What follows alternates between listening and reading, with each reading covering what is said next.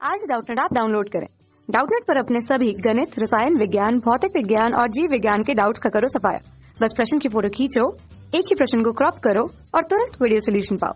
अभी डाउनलोड करें। Hello everyone, आज का हमारा क्वेश्चन है ऑस्ट्रेलिया के शिशुधानी प्राणियों के अनुकूली विकिरण, ठीक है, इनमें से किसका उदाहरण। हमारे पास चार ऑप्शन। सबसे पहला है अपसारी क्रम विकास, दूसरा अभिसारी क्रम विकास, तीसरा है सॉल्टेशन और चौथा इनमें से कोई नहीं। देखते हैं कौन सा ऑप्शन सही होगा।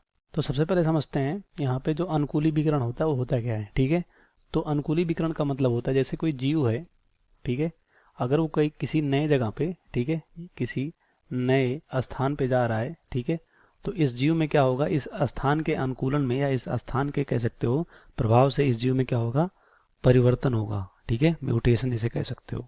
तो यहाँ पे इसके जनक में जो जीव था, इसके जनक में जैसे जो लक्षण थे उसमें परिवर्तित हो चुके हैं, ठीक है, इस नए वातावरण के प्रभाव से। तो इस तरह के विकास को अनुकूली विकिरण कहते हैं। ठीक है, तो ये हो गया। तो कह रहे हैं ऑस्ट्रेलिया के जो शिशुधानी प्राणी यानी जैसे कंगारू होते हैं, ठीक है, शिशुधानी प्राणियों में अनुकूली विकिरण इनमें से किसका उदाहरण है।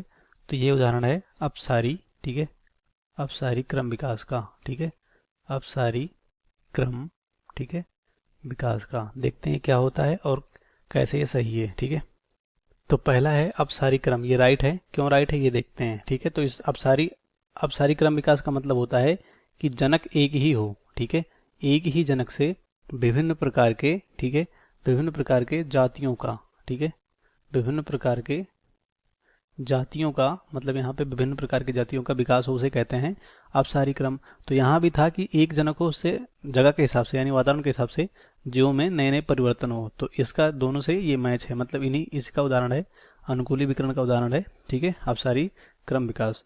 दूसरा है अभिसारी क्रम विकास। तो इसमें क्या होता है, मतलब दो अलग अलग प्रकार के जीव, ठीक है, किसी एक स्थान पे रह रहे हैं, तो उनमें कार्य करने के हिसाब से समान अंग कह सकते हो उत्पन्न हो जाते हैं।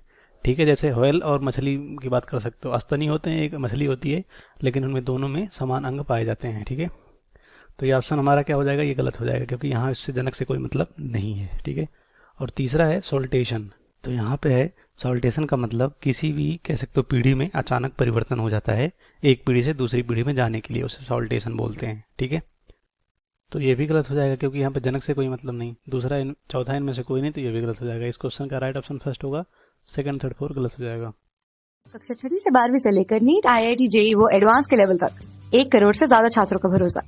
आज ही डाउनलोड करें डाउटनेट ऐप या व्हाट्सएप करें अपने सारे डाउट्स 8400 400 400 पर।